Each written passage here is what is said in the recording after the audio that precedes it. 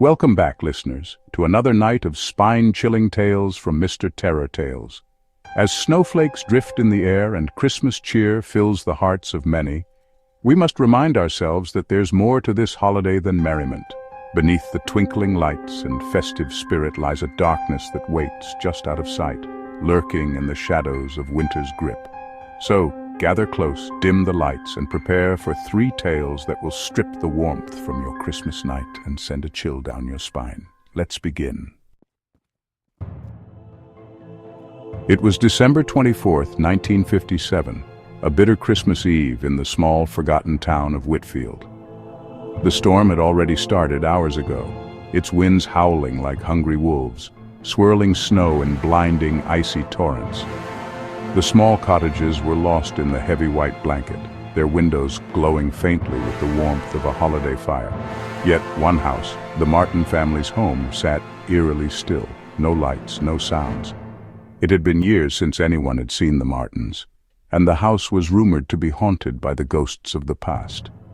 Some said it was abandoned, others said it was cursed, but no one dared to get close enough to know for sure. Marissa, a curious 15-year-old girl, stood at the edge of the frozen street, staring at the darkened house.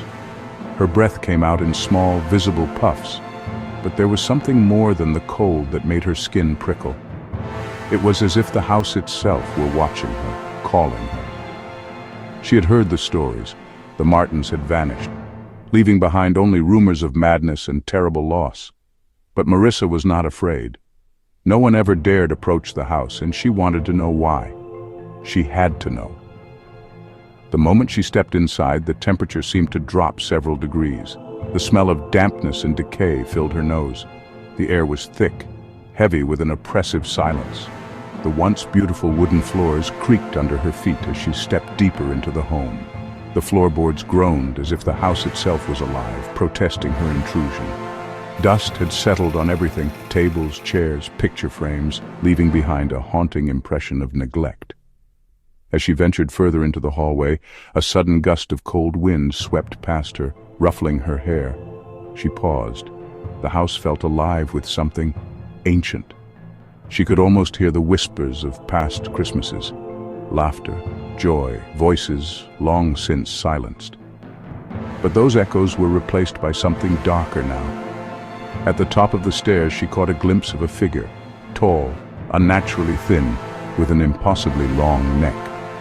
Its face was obscured by shadows, but the eyes, those hollow, empty eyes, locked onto hers with a coldness that pierced through her very soul. Marissa's heart hammered in her chest as the figure slowly moved toward her. She couldn't scream, couldn't move. The floor beneath her feet felt like it was collapsing, the weight of the house's terrible past pulling her down.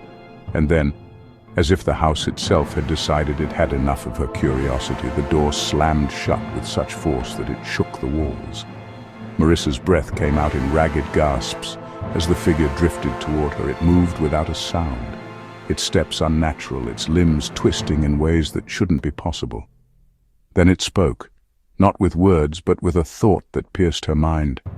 Come with me. Join us in the past, where the Martins are still waiting. The last thing Marissa saw was the figure's hand, reaching out toward her. It was cold, lifeless. Her vision blurred as everything around her dissolved into blackness. Christmas Eve, 1972. The O'Connor family lived in a small cottage nestled deep in the snowy woods of New England. The fire crackled merrily in the hearth, casting dancing shadows across the walls. The smell of roasting turkey and cinnamon filled the air, and the soft clink of glasses and laughter rang out through the house. Outside, the storm had worsened, with snow piling up in drifts that seemed to bury the world under a heavy, unyielding silence. As the O'Connors settled into their cozy, festive evening, a sharp knock echoed through the house. It was sudden, startling, and it sent a shiver down Robert O'Connor's spine. He excused himself from the table and walked toward the door, opening it slowly. There, in the doorway, stood a man, tall, gaunt, his face obscured by a dark hood. The wind howled around him, but he stood as if it didn't affect him. His clothes were tattered, his hands bare, his skin unnaturally pale. His voice was hoarse when he spoke. "Please, may I come in? The storm. It's too much." Robert hesitated for only a moment, feeling an uncomfortable tug at his gut, but the hospitality of the season outweighed his unease. "Of course, come in, you must be freezing." He stepped aside, but when the stranger entered, a heavy, unnatural cold followed him. The stranger did not speak again. He sat in the corner of the room, watching the family with eyes that seemed to pierce right through them. His presence was unsettling, his body still, as though he were frozen in time. The fire crackled, but the warmth never quite reached him. Robert tried to ignore the strange feeling that clung to the air. But as the night went on, the stranger's silence became more oppressive, more suffocating. When the power went out at 2 a.m., the darkness was immediate and complete. The family huddled together in the living room, a single candle flickering weakly in the center of the table. The silence was thick, broken only by the faint sound of the stranger's breathing, a slow rattling wheeze that seemed to echo too loudly in the dark.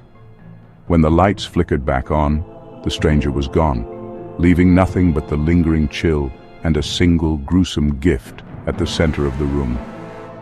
It was a severed hand, gray and lifeless, the skin mummified, the nails yellowed with decay.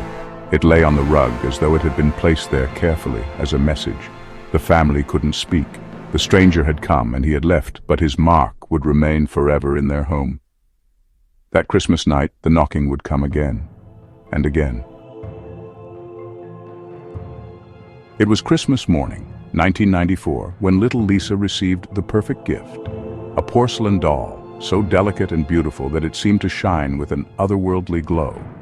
Its porcelain skin was flawless, its curls golden and soft. It was a gift from her grandmother, who had passed away just weeks earlier, just before Christmas. Lisa adored the doll, feeling an odd connection to it, an overwhelming need to protect it. But there was something strange about its eyes, dark and glassy, as though they were not truly human. At night, the house grew unnervingly quiet. The wind outside rattled the windows, but inside it was calm, still. Yet, in the quiet hours, Lisa could hear a faint rustling from the corner of the room where the doll sat on her shelf. At first, she thought it was her imagination, but soon she noticed that the doll's position changed slightly each day. Its head tilted a little further to the left. Its hands shifted, almost imperceptibly. It was as if it were watching her, following her movements. Then, one night, Lisa awoke to find the doll standing by her bedside, its face inches from hers, its eyes wide open, staring directly at her. Her heart skipped a beat. The doll's smile. It wasn't the same painted smile anymore.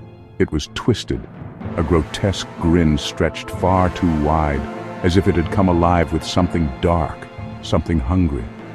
Lisa screamed, but when her parents rushed into the room, the doll was back on the shelf, sitting motionless, innocent once more. But Lisa knew better. She knew the doll was not what it seemed. Over the next few days, strange things began to happen.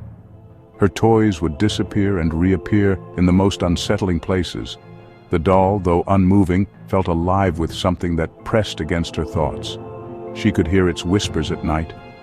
Lisa's family never spoke of the doll again, but every year as Christmas approached, they could feel its presence growing stronger. They could hear it laughing from the corners of their home, the echo of a spirit waiting for a chance to be free.